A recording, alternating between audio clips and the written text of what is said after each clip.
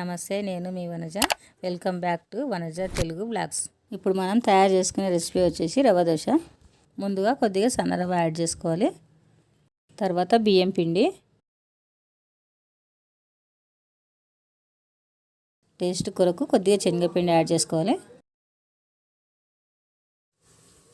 Next కొంచెం పచ్చికారం add చేసుకోవాలి, కొంచెం జీలకర్ర, కొద్దిగా అల్లం వెల్లిపాయ పేస్ట్.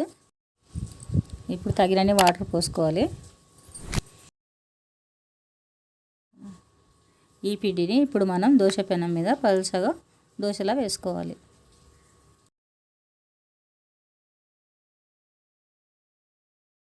మంటని మీడియం ఫ్లేమ్లో పెట్టుకోవాలి.